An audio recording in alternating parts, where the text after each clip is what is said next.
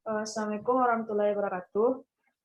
Perkenalkan, nama saya Atika Fitri dengan NIM 19033083 dan rekan saya Yuliza Ariska dengan NIM 19033071. Kami akan menampilkan aplikasi dari mata kuliah Fisika Statistik terkhusus pada subbab termodinamika gas yang berjudul aplikasi termodinamika gas untuk menentukan siklus kompresi uap pada mesin pengeringan dengan analisis termodinamika gas. Untuk materi pertama akan dijelaskan oleh rekan saya. Kepada Yuliza Ariska, dipersilakan. Terima kasih kepada moderator. Di sini saya akan menjelaskan tentang siklus kompresi uap. Mesin refrigerasi atau refrigeration dengan siklus kompresi uap merupakan jenis mesin refrigerasi yang umum digunakan pada proses dehumidifier yang berfungsi untuk memindahkan kalor dari tempat yang bersuhu rendah ke suhu yang lebih tinggi. Pada siklus kompresi uap, untuk saat ini umumnya menggunakan refrigerant yang R134A sebagai fluida kerja karena refrigerant ini lebih ramah lingkungan dan tidak memberi efek pemanasan global.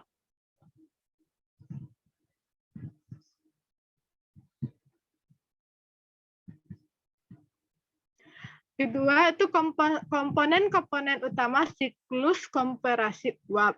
Dalam siklus kompresi uap terdapat 4 komponen utama, yaitu evaporator, kompresor, pipa kapiler, dan kondensor.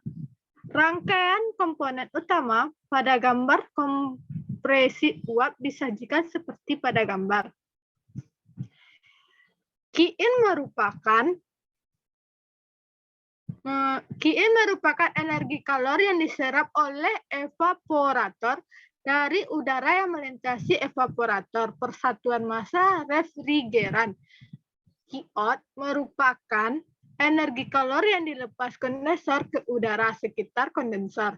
Persatuan massa refrigeran dan Fin merupakan kerja yang dilakukan kondensor persatuan massa refrigeran. Tanda panah pada rangkaian komponen mesin, siklus kompresi uap menunjukkan arah aliran refrigeran yang mengalir pada siklus kompresi uap. Besaran kalor yang dilepas kondensor atau Qiot merupakan jumlah kalor yang diserap evaporator atau Qin dengan kerja yang dilakukan kompresor atau Win. Atau dapat dinyatakan dengan Qiot sama dengan Qin ditambah Win. Akibat kalor yang dilepas kondensor lebih besar dibandingkan dengan ukuran evaporator untuk jenis alat penukaran kalor evaporator dan kondensor yang sama, yaitu jenis pipa bersisip. Dalam siklus kompresi uap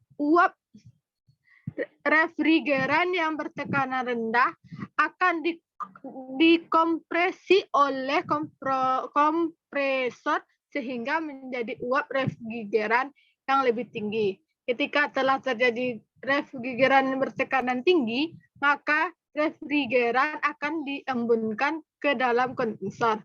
Kemudian pipa kapiler akan menurunkan tekanan tinggi cairan refrigeran menjadi tekanan rendah dengan tujuan agar refrigeran dapat menguap kembali ke dalam evaporator sehingga menjadi uap refrigeran bertekanan rendah. Dalam siklus kompresi uap ini, refrigeran mengalami beberapa proses. Pertama, proses kompresi. Proses ini berlangsung pada kompresor yang bertujuan untuk menaikkan tekanan refrigeran dari refrigeran bertekanan rendah menuju refrigeran bertekanan tinggi. Karena proses ini berlangsung secara isentrorik atau berlangsung pada entropi konstan. Maka suhu yang keluar dari kompresor juga meningkat menjadi gas panas lanjut.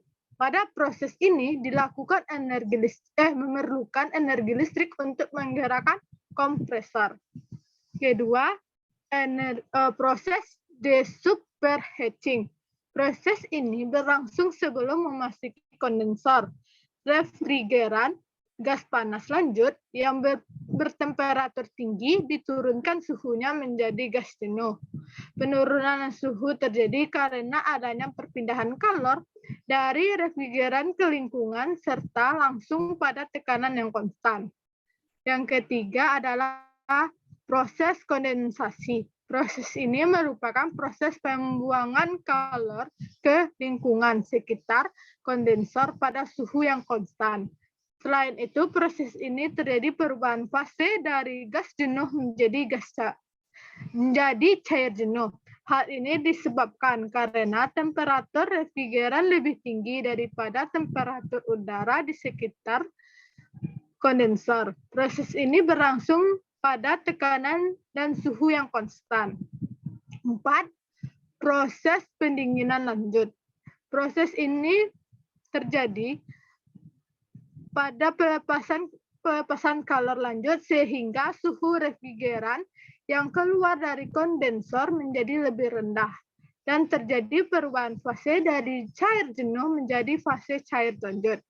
Hal ini mengakibatkan refrigeran lebih mudah mengalir ke dalam pipa kapiler. Proses ini berlangsung pada tekanan yang tetap atau konstan. Kelima, proses penurunan tekanan atau throttling. Proses ini terjadi selama di dalam pipa kapiler, di mana refrigeran yang mengalir dari pipa kapiler akan mengubah dari fase cair lanjut menjadi fase cair campuran dan gas. Akibat dari penurunan tersebut, suhu refrigeran juga mengalami penurunan. Terus yang keenam, proses penguapan atau evaporasi. Proses ini terjadi perubahan fase dari campuran cair dan gas menjadi gas jenuh. Hal ini dipengaruhi karena temperatur refrigeran lebih rendah daripada temperatur udara di sekitar evaporator. Akibatnya terjadi penyerapan kalor dari udara di lingkungan sekitar evaporator.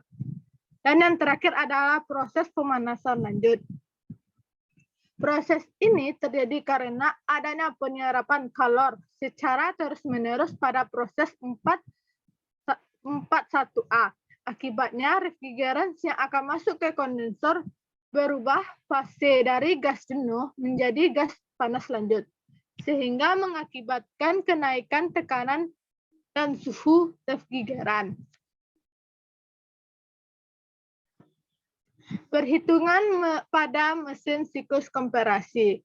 Energi kalor yang masuk ke evaporator atau kita lambangkan dengan E, Qin. Qin dapat dihitung dengan persamaan Qin sama dengan H1 dikurang H4. Energi kalor yang keluar dari kondensor kita lambangkan dengan Qout. Qout dapat dihitung dengan persamaan Qout sama dengan H2 dikurang H3. Terus kerja kompresor atau kita lambangkan dengan Win. Win dapat dihitung dengan persamaan Win sama dengan H2 dikurang H1. Terus COP aktual atau mesin siklus kompresi uap. Untuk kerja aktual mesin siklus kompresi uap atau COP aktual dapat dihitung dengan persamaan COP aktual sama dengan Qin per Win. Terus COP aktual atau mesin siklus kompresi uap. Untuk kerja ideal mesin siklus kompresi uap atau COP ideal dapat dihitung dengan persamaan COP ideal sama dengan TE per TC dikurang TE. Terus efisiensi mesin siklus kompresi uap.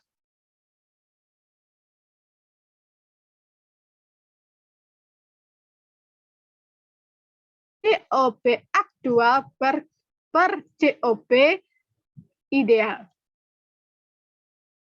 Sekian yang dapat saya sampaikan, saya kembalikan kepada moderator. Terima kasih kepada Yuliza. Untuk penjelasan selanjutnya akan dijelaskan oleh saya sendiri. Yaitu pertama, mengenai apa saja proses-proses yang terjadi pada saat pengeringan. Nah, proses-proses yang terjadi pada saat pengeringan ini bisa teman-teman lihat pada gambar yang tertera pada slide. Pada gambar ini, dia menyajikan skematik proses-proses yang terjadi pada mesin pengering pakaian sistem dengan sistem udara terbuka. Nah, udara luar yang mengandung uap air akan dilewatkan ke evaporator yang bertemperatur rendah hingga uap air pada udara mengalami kondensasi. Nah, ketika udara keluar, evaporator, temperatur, dan kandungan uap air pada udara akan mengalami penurunan. Seperti yang teman-teman lihat pada gambar ini, mengalami penurunan atau yang bisa kita sebut juga sebagai cooling and humidifying. Lalu, kemudian udara ini dia akan dikondisikan melalui proses pemanasan atau heating untuk mendapatkan suhu tinggi. Nah, proses pemanasan ini berlangsung di kondensor, tetapi juga dibantu panas yang berasal dari kompresor sebelum dilewatkan menuju kondensornya. Udara yang bertemperatur tinggi tadi, dia akan disirkulasikan ke dalam ruang pengeringan untuk mengeringkan pakaian yang basah. Ketika udara yang bertemperatur tinggi tersebut dilewatkan pakaian yang basah, maka akan mengakibatkan uap air yang ada pada pakaian basah, dia akan berpindah terbawa oleh udara panas yang melewatinya. Nah, udara yang keluar dari ruang pengeringan yang temperaturnya menjadi turun dan kandungan uap airnya menjadi meningkat, proses ini kita sebut juga sebagai cooling and humidifying. Setelah itu, selanjutnya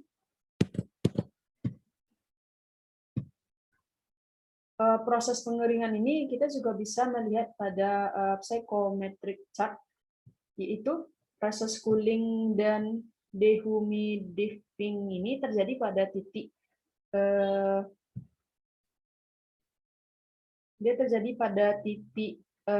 A dan B. Lalu pada titik B hingga C itu merupakan dia proses pemanasan atau heating. Nah, kemudian untuk proses cooling, dia berlangsung pada titik C dan D. Nah, pada gambar di samping ini, nah titik A ini dia merupakan kondisi udara luar sebelum masuk ruang mesin pendingin. Nah, untuk yang B, itu adalah kondisi udara setelah melewati evaporator. Dan titik C itu merupakan kondisi udara setelah melewati kompresor dan kondensor, dan titik D itu adalah kondisi udara saat keluar dari ruang pengering pakaian. Nah, untuk skematik pengambilan data, jadi teman-teman bisa lihat siklus yang ini sama dengan gambar sebelumnya, yaitu di sini ada termokopel TADB. Nah, termokopel TADB ini pada titik ini dia untuk mengukur suhu udara kering sebelum masuk ke mesin pendinginnya. Lalu yang di sampingnya atau termometer bola basah atau kita sebut juga dengan TAWB. Nah, ini dia untuk mengukur suhu udara basah sebelum masuk mesin pengering. Nah, untuk ini itu termokopel TBDB, dia berfungsi untuk mengukur suhu udara kering setelah melewati evaporator. Lalu ada termokopel TCDB.